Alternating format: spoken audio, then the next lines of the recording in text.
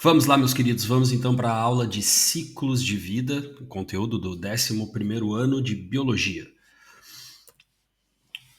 Então, o que nós temos que saber primeiramente, tá?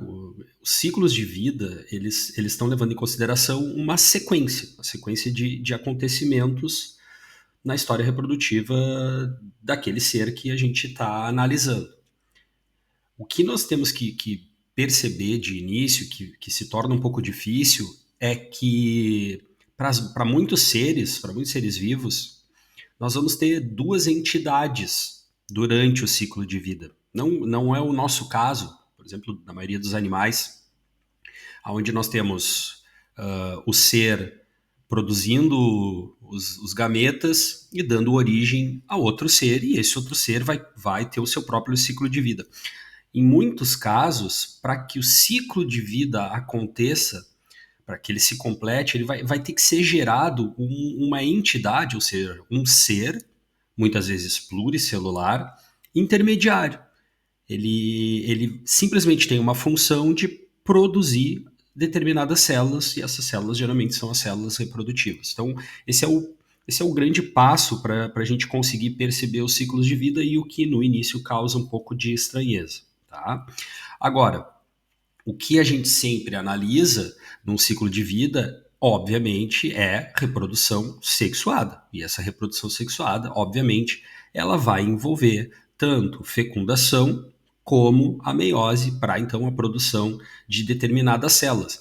E aí aqui eu já chamo a atenção, nem sempre as meioses nos ciclos de vida formarão gametas.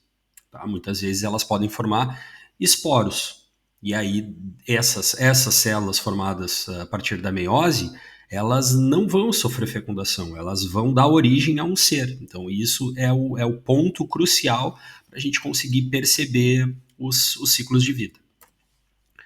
Então nós temos tipos de ciclos de vida, tá bem? Então temos os ciclos chamados de diplonte, aplonte e o haplodiplonte. O diplonte é o mais fácil de nós percebermos, porque é o nosso, é o da maioria dos animais, tá bem? Então vamos avançar aqui.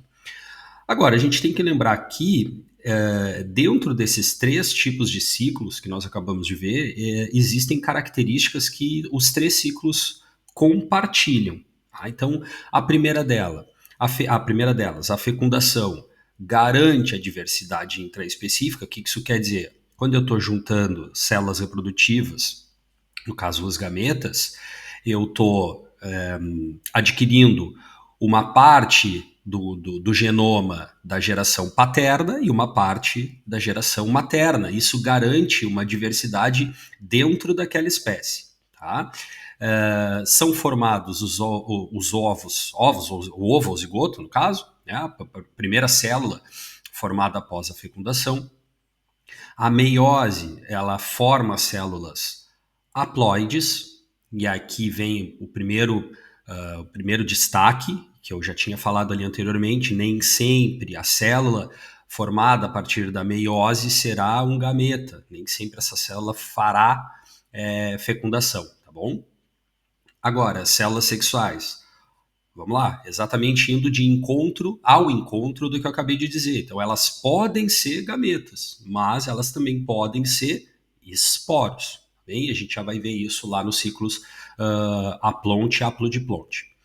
E existe uma chamada alternância de fases nucleares. O que isso quer dizer? Que dentro dos ciclos eu vou ter momentos em que eu estou encontrando células diploides, e aí a gente vai chamar que naquele momento a gente está diante de uma fase diploide ou uma diplófase. E eu também vou encontrar momentos em que células que fazem com que esse ciclo se complete, elas estarão em fase haploide, ou seja, o seu conteúdo é haploide, tá? Então a gente chama isso também de haplófase, tá? Ou haplofase, como queira. Agora, características que distinguem os ciclos. Tá? Então, eu coloquei aqui para vocês, os 3 tipos de ciclos de vida podem ser diferenciados ao determinar o momento que ocorre a meiose, e isso vai ser bem importante. O que acontece com essa célula após a meiose? Tá? E também o que vai acontecer com essas células depois de ocorrer a fecundação. Porque nós vamos ver que em alguns ciclos, logo após a fecundação, vai formar, obviamente, o zigoto, mas esse zigoto ele vai, em alguns casos, sofrer mitose e se proliferar, em outros casos, ele já vai sofrer uma meiose. E aí, então, vai se proliferar através de mitose. Tá? E, obviamente, pelo tipo de célula que sofre mitose. Porque aqui, em alguns ciclos, eu vou ter células haploides sofrendo mitose. Isso é importante a gente lembrar. Então vamos ao nosso ciclo de Plonte. Esse é o mais fácil de nós analisarmos, até porque é o nosso ciclo. Agora, uma coisa que eu faço para facilitar é aquilo. O ciclo eu posso começar de onde eu quiser, é um ciclo. Então não há problema em começar em qualquer lugar. Eu acho mais fácil nós procurarmos sempre a fecundação. Por quê? Porque a partir da fecundação, até pegar a caneta aqui, a partir da fecundação, eu sei que antes da fecundação eu vou ter células N, né? Células haploides. E no momento que eu tenho a fecundação, eu vou formar uma célula 2N. Então, a partir daqui, eu estou em diplofase, tá? A diplófase. Daqui para frente, eu vou analisar células diploides. Agora, o que eu tenho que tomar cuidado é que logo, logo a gente vai ver que isso aqui, em alguns casos, muda. Logo após a fecundação, já vai acontecer meiose e não mitose. Agora, vamos lá, para o ciclo de Plonte. Eu tenho a fecundação, formei aqui a minha célula 2N. Daqui para frente, o que vai acontecer com aquela célula? Aquele zigoto vai começar a sofrer várias mitoses. Então, essa célula ela vai se proliferando. E aí, lá na embriologia, a gente estuda, né, a formação da mórula, da blástula, da gástrula, e assim a formação dos folhetos embrionários, até a gente chegar ao indivíduo adulto. Então eu tenho, a partir da fecundação, eu tenho sucessivas mitoses até que esse ser aqui ele esteja na sua fase adulta, atinja a maturidade sexual e aí então ele passe para a formação dos gametas. Então aqui uma coisa importante, no ciclo de Plonte, a gente diz que as meioses, onde é que está a meiose? A meiose vai acontecer aqui, ó. Então, a meiose é pré-gamética, ou seja, a meiose formará gametas. Ah, professor, mas isso não é óbvio? Não, não é óbvio, porque nos ciclos aplontes e nos haplodiplontes, nós vamos ver que a meiose ela forma esporos e não gametas, tá? Então, o que parece óbvio não é tão óbvio assim. Então, lembrem, num ciclo de Plonte, a meiose ela é pré-gamética, ou seja, a meiose forma, isso é importante, a meiose forma gameta. Tá bem? Então isso é importante. Ok, formaram-se os gametas, a fecundação e o ciclo recomeça, tá? Então, quem é que faz esse tipo de ciclo? Animais e alguns protistas, tá bem? Alguns protistas, tem que dar uma destacada nisso, alguns protistas fazem esse tipo de ciclo, tá bom? Então, vamos avançar um pouquinho. Eu coloquei aqui para vocês o ciclo dos quinidários, né, das nossas famosas hidras, alforrecas, anêmonas, que muitas vezes o aluno que não conhece o ciclo completo de uma hidra, ele lembra só da alforreca, mas a alforreca, ela tem uma fase que a gente chama de séssil, ou seja, séssil é aquela que está presa no substrato, tá? Então lembra lá do filme do Nemo, né? Tinha a anemonazinha, onde o Nemo e o Marlin, acho que era Marlin, Martin, eu não lembro o nome do pai do Nemo, eles moravam na anêmona. Isso aqui é um quinidário, tá? É a fase séssil, a fase que está presa no substrato. Ela é uma fase diplofase, ela está em diplofase aqui, ó. Diplofase. Tá? É um indivíduo adulto 2N. O que acontece no ciclo das alforrecas? Acontece em algum momento uma reprodução assexuada, que a gente chama de brotamento. Ela libera esses brotos aqui, tá? Essas larvinhas, que vão passar a sofrer mitoses, vão desenvolver a nossa alforreca, aquela fase que a gente chama fase natante. Essa é a fase sessile, essa fase natante. É aqui que vai acontecer a produção dos gametas, tá? Então aí eu tenho a produção dos gametas, ocorre a fecundação e esse zigoto aqui, ó, tá aqui o zigoto, ó, ele vai começar a sofrer mitose. Então, a meiose é pré-gamética, tá aqui os meus gametinhas, ó, tá? O masculino e o feminino. Formou o zigoto, vai ter só sucessivas mitoses, ou seja, eu vou ter uma proliferação de células e depois uma diferenciação dessas células que vão começar a se diferenciar e formar todos os tecidos da fase sessile. Tá bem? Então, eu tenho. Lembra que eu falei que eu tenho outro indivíduo temporário para completar o ciclo de vida dessa espécie, não aqui, desse grupo, tá? Desse grande filo aqui, que são os quinidários, certo? Então, só para salientar, tá bem? Então, vamos adiante aqui, mais um pouquinho. Então chegamos aqui ao nosso ciclo aplonte. Então, mais uma vez, vamos procurar onde está a fecundação e ver o que acontece após a fecundação, que eu acho que fica mais fácil para nós percebermos. Então está aqui a nossa fecundação, ó. Tá? A fecundação está aqui, formou o meu zigoto. Nesse caso aqui, nos ciclos aplontes, eu tenho o zigoto formando, mas logo em seguida eu tenho meiose.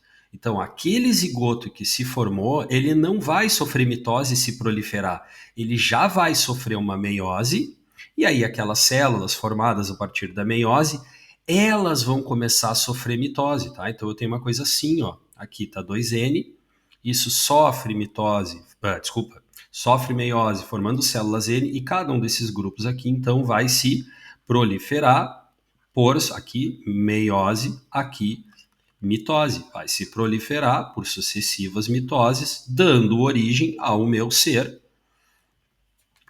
permanente, tá? Minha entidade aqui pluricelular. Então, a minha entidade pluricelular, ela é haploide, certo? E aí, é essa célula aqui, ó, haploide, que vai dar origem aos gametas. Tá, mas aí se uma célula haploide vai dar origem às gametas, eu sempre penso, mas quem dá origem à gameta é a meiose.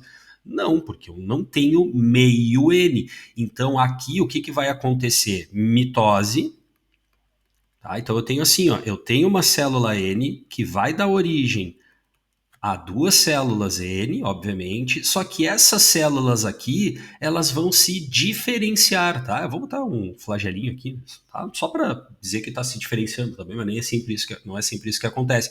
Mas tá aqui, elas sofrem diferenciação celular, então aqui tem uma diferenciação celular, mas não tem meiose, tá? Então, a gente diz que a meiose, ela vai ser pós-zigótica, porque assim que ocorrer a fecundação, eu vou formar o zigoto e já vai ter a meiose. Então, toda a fase de vida daquele indivíduo ali, a fase, nesse caso aqui, pluricelular, não é sempre, né, porque a gente tem algumas algas que fazem isso também, ela vai ser haploide, tá bem? O indivíduo adulto é haploide, tá? Lembrando, isso aqui, que a gente chama de cogumelinho, é o corpo de frutificação dos fungos. Isso aqui é só uma estrutura reprodutiva. O fungo, ele está aqui para baixo, né? O seu micélio, o tecido formado por hifas. Isso aqui só cresce na hora da reprodução, ele libera os gametinhas ao ar, e depois isso aqui desidrata e cai. O fungo está aqui, tá bom? É só curiosidade, tá? Então, a maioria dos fungos, alguns protistas e incluindo algumas algas. Então, vamos avançar mais um pouco. Então vamos lá, chegamos no que parece ser um pouquinho mais complicado, mas na verdade ele não é complicado, é que tem alguns nomes aqui que a gente acaba tendo que saber. Então, aqui no ciclo haplodiplonte, o próprio nome está dizendo, eu vou ter uma fase distinta, ou seja, com um outro indivíduo na natureza, aparecendo outro indivíduo. Em algum momento eu estou vendo um indivíduo haploide e outro indivíduo diploide. tá? Isso que a gente vai começar a entender. Então, vamos lá, mais uma vez, vamos começar pela fecundação. Então, tá aqui a fecundação. Então, ocorreu a fecundação. Opa, vamos lá. Ah, se eu não pegar a caneta aqui, é óbvio que o slide vai passar. Então, aconteceu aqui a nossa fecundação. Tá aqui a nossa fecundação. Daqui para frente está acontecendo, então, mitoses, certo? Então, isso aqui vai se dividindo e proliferando, proliferando, até que eu vou formar um indivíduo aqui, ó, pluricelular, diploide. Por isso que toda essa estrutura aqui, ela é 2N, tá? Toda essa estrutura aqui, ela é 2N. Muito bem. O que que acontece nesse caso aqui? A estrutura 2N vai dar origem aos esporos. Lembra que eu falei que nem sempre meiose dará origem a gameta? Porque gameta, pessoal, vai fazer fecundação e esporo não vai fazer fecundação, tá? A gente pode trabalhar dessa forma. Então, o que que acontece aqui? Eu tenho estruturas que já nós vamos falar os nomes. Eu tenho estruturas aqui nessa fase de diplófase que vai sofrer meiose formando esporos. Esses esporos, eles caem no ambiente e aí eles começam a sofrer mitoses e começam a se proliferar, formando um ser aqui pluricelular. Porém, esse ser pluricelular, ele é intermediário. O que que isso quer dizer? Ele não é permanente, tá? Ele só vai, a função dele é produzir gameta para então completar o ciclo. Então, essas células aqui vão se proliferar, vão se diferenciar numa estrutura, que a gente já vai ver aqui dois exemplos aqui, vai se proliferar, e nessa estrutura aqui, essas células N vão sofrer mitose para formar o gameta.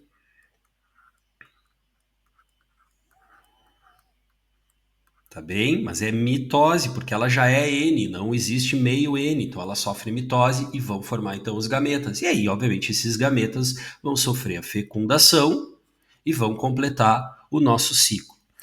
O que que a gente já precisa saber aqui? Que a estrutura que produz os esporos é chamado de esporófito. A gente já vai falar um pouquinho melhor disso. Tá? Então, o esporófito, já bota aí, é um órgão. A estrutura que produz os gametas vai se chamar gametófito, que também é um órgão que a gente já vai falar um pouquinho dele também mais adiante. Tá? Então, aqui eu vou ter um esporófito formando esporos e eu vou ter um gametófito formando gametas, certo? Então, vamos lá, vamos avançar. Já já a gente volta para falar um pouquinho de particularidades ali do ciclo haplodiplonte, tá? Então, agora vamos falar de algumas obviamente, particularidades, tá? Ciclo de vida dos mamíferos. O que que eu tenho que saber de importante aqui? Eu tenho nos mamíferos, obviamente, sexos separados, né? Então eu vou ter ali presente um macho e uma fêmea. As fecundações, elas são internas. O que que isso quer dizer? A união dos gametas. Não pensem no ato sexual.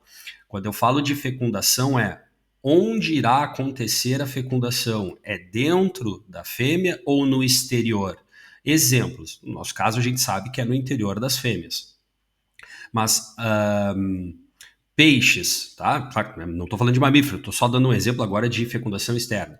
Peixes, as fêmeas liberam seus ovócitos no ambiente, o macho libera os seus espermatozoides no ambiente, ocorre a fecundação no ambiente. Os anfíbios, tá? Rãs, os sapos, por mais que pareçam pareça que a fecundação interna por o sapo macho abraçar a sapo fêmea, o sapo fêmea libera os seus ovócitos externamente e o macho fertiliza, libera os seus espermatozoides, a fecundação é externa, tá? Então a fecundação interna é dentro da fêmea, tá bem? E dentro dos mamíferos a gente tem alguns locais aonde esse zigotinho formado a partir da fecundação irá se formar, né? Nós temos os placentários, que é o caso aqui dos humanos, Nós temos os marsupiais, que é o caso dos cangurus e de alguns outros animaizinhos, onde a fecundação ocorre internamente, o embrião começa a se desenvolver, mas o final do desenvolvimento embrionário é dentro lá da famosa bolsa, né? Ou tecnicamente chamada de marsúpio. E, obviamente, nós temos os ornitorrincos formando não, o seu desenvolvimento se dando de um ovo. Isso aqui nos mostrando, em processos evolutivos, que nós tivemos por muitas vezes não se ensina isso na escola, mas répteis e mamíferos tiveram um ancestral em comum chamado de répteis amnióticos ou répteis mamíferos também, tá? Então, essa é a explicação do ornitorrinco, ele colocar ovo. Nós tínhamos todo esse grupo répteis e mamíferos, que foram dar os répteis, né? E aí os répteis, um grupo foi dar as aves, e que foram dar os mamíferos. O ovo surge aqui, ao caminho da evolução, no caminho da evolução dos mamíferos, a maior parte dos grupos, na maior parte dos grupos, a produção do ovo sumiu, mas nós ainda temos lá no nosso gene os genes para a formação do ovo e da casca do ovo. Ela só está silenciada. Mas em alguns grupos bem restritos isso não aconteceu, e é por isso que nós temos esses bichinhos aqui um tanto estranhos como os ornitorrincos, tá? Agora, onde é que formam-se os gametas? Aí a gente olha lá, temos um órgão chamado de gônadas. Nos homens, nos machos, desculpa, né? A gente está falando de mamíferos em geral. São os testículos e nas fêmeas são os ovários, tá bem? Bem simples isso aqui, nada de muito novo para vocês. Tá, então aqui não vou me prender muito, porque é igual lá o que a gente viu, temos a fecundação acontecendo, forma-se o zigoto começa a sofrer sucessivas mitoses, os tecidos vão se diferenciando, as células vão se diferenciando nos diferentes tecidos, formando os diferentes órgãos, sistemas, até que, quando atinge a maturidade sexual, lá nos órgãos reprodutores, vão se formar os gametas e se completa o ciclo com a fecundação, tá bom? Não vou perder tempo aqui, porque é igual ao outro lá e não tem nenhuma novidade para nós. Então vamos então para o ciclo da espirogira. É um ciclo aplonte. Por que a gente vê especificamente da espirogira? Porque ele tem algumas particularidades e geralmente ele é cobrado de alguma forma nos exames. Então, da mesma forma que nós fizemos nos outros, vamos procurar a nossa fecundação e partir de lá. Então aqui está a nossa fecundação, então obviamente aqui nós vamos ter uma célula 2N, tá? Então fecundou, formou o zigoto. Aqui, o que vai acontecer? Esse zigoto, ele vai desidratar, e ao desidratar, ele vai formar uma capinha protetora aqui. E ele vai se transformar no que a gente chama de zigósporo. Ele vai ser lançado ao ambiente, tá? Ele é lançado ao ambiente, e ele fica esperando as condições favoráveis para que ele siga o seu ciclo de vida. Quais seriam essas condições? Por exemplo, umidade, temperatura. Isso é um ser autotrófico, então até a disponibilidade de luz. Encontrou as condições favoráveis, ele vai fazer meiose. Então, olha só, da mesma forma que nós vimos lá nos fungos, aqui eu tenho o zigoto já sofrendo meiose, mesmo que não seja imediatamente, eu digo imediatamente no tempo. Essa célula aqui, a primeira célula diploide a ser formada, ela não vai sofrer mitose, ela não vai se proliferar. O zigoto imediatamente vai sofrer meiose. Só que aqui tem uma particularidade, das 4 células formadas na meiose, porque lembra, né? Eu tenho lá meiose 1, vai dar origem a 2 células. Meiose 2 vai dar origem a mais 2 células, certo? Então, no final, eu vou ter 4 células. Dessas 4 células, só uma vai sobreviver. Então, quando eu analisar dessa aqui para frente, todo mundo, obviamente, vai ser igual a ela. Por quê? Porque daqui para frente vão acontecer mitoses. Então, células filhas serão iguais à mãe, tá? Então, o zigósporo sofre meiose, 3 dessas células degeneram, uma segue em frente. Tá, beleza. Isso aqui é um ser multicelular? Não, é um ser unicelular, mas que eles vão formando esses filamentos. Qual que seria a vantagem desses filamentos aqui? Imagina o seguinte, Esses seres são aquáticos. Então, vamos supor que eu tenho aqui uma nenúfar, tá? Ali as suas raízes. É vantagem para esses seres unicelulares formarem esses filamentos aqui, porque eles acabam se enrolando nas raízes, então eles têm onde se fixar. Mas eles continuam sendo seres unicelulares, tá bem? Eu não estou falando de ser pluricelular aqui, tá? Deixa eu só trocar a cor da caneta aqui. Muito bem, vamos à frente. Então, o que vai acontecer aqui? Essas células agora, elas vão começar a expandir aqui, ó, a sua parede, tá? Para formar uma pontezinha. Essa ponte a gente chama de conjugação. E aí eu vou ter uma das células sendo a célula doadora, tá? Tá aqui, ó.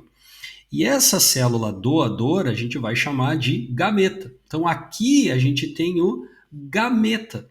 Então um dos gametas vai ir para outra célula e essa célula aqui vai ser a célula receptora, ou seja, o gameta recebedor, tá? Ele que vai receber os cromossomas aqui dessa célula. Então eu tenho gameta doador, gameta receptor. Então aqui vai juntar os gametas, eu vou ter fecundação. E aí eu volto para aquela minha fase curtinha, diplofase, tá bem? Então vamos falar agora um pouquinho sobre o ciclo de vida dos musgos e dos fetos, tá? Então das briófitas e das pteridófitas. Lembra que a gente está num ciclo haplodiplonte. Então eu vou encontrar em determinados momentos um ciclo não, desculpem, eu vou encontrar um indivíduo diploide e em alguns outros momentos eu vou encontrar um indivíduo haploide. Para completar o ciclo de vida, eu vou encontrar dois indivíduos em algum tipo de ploidia, tá? Como a gente já viu lá atrás. Muito bem. Agora, uma das coisas que a gente vai precisar saber aqui é o nome de alguns órgãos e tecidos, certo? Então, nós vimos lá no ciclo que eu tenho lá o indivíduo diploide. Vamos supor, tá, que eu estivesse falando aqui de um feto. Então, eu tenho aquela fase permanente, que ela é 2N. Essa fase aqui, a gente viu que ia formar os esporos, certo?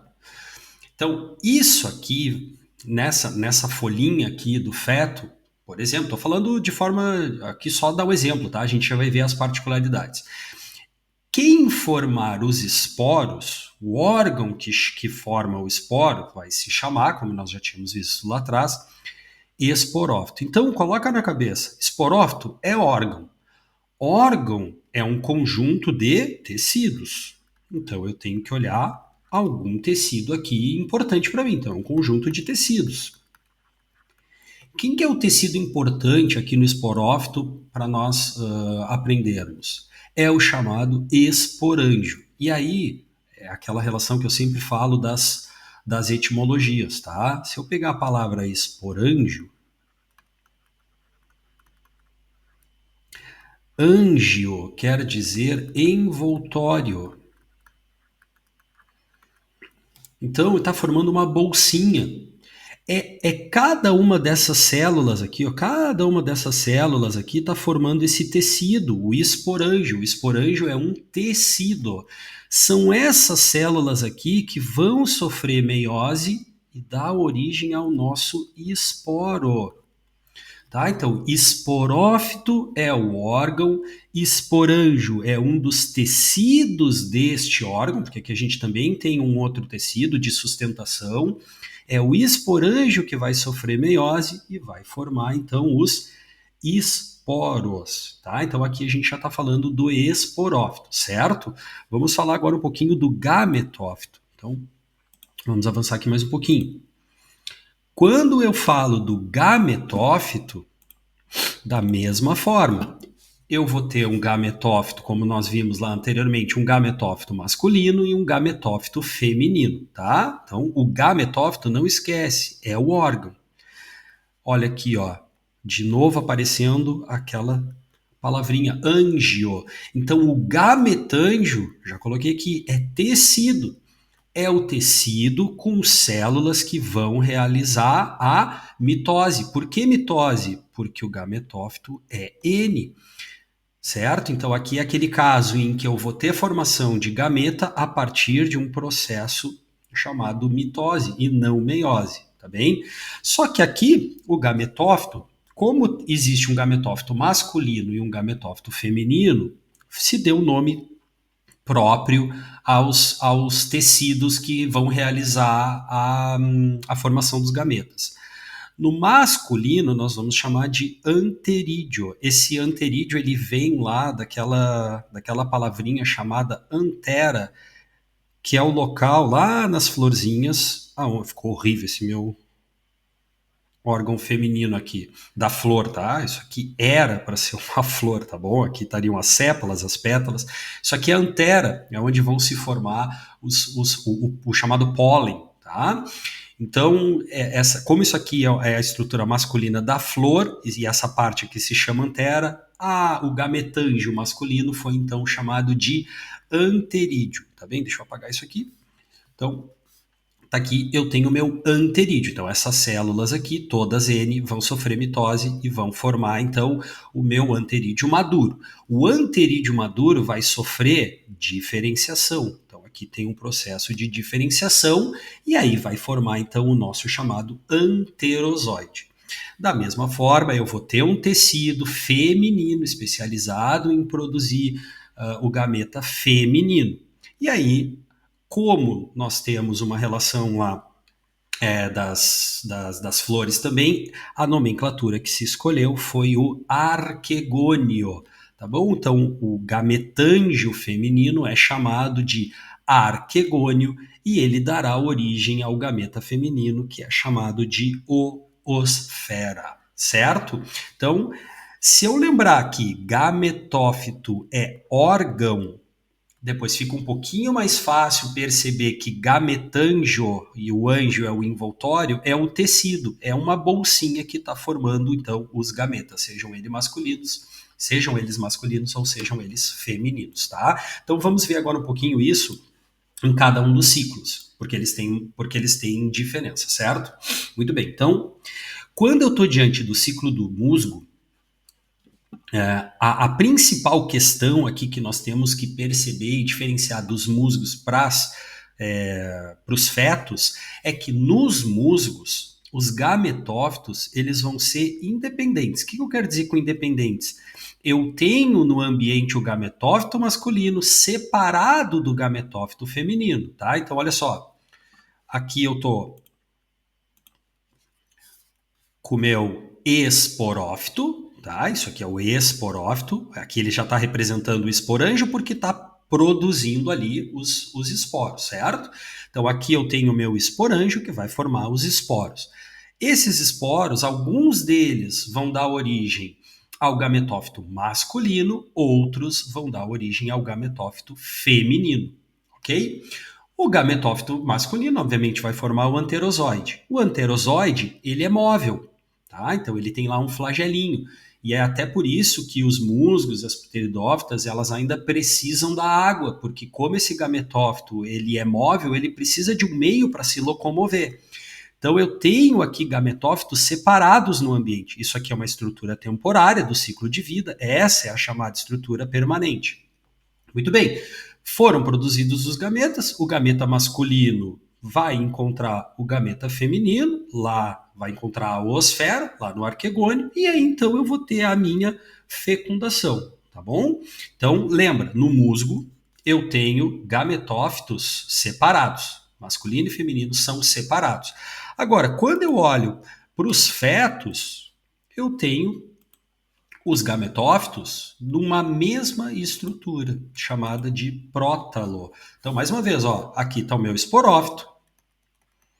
O esporanjo vai fazer a meiose, vai formar o esporo. Esse esporo vai cair no ambiente, o esporo é N.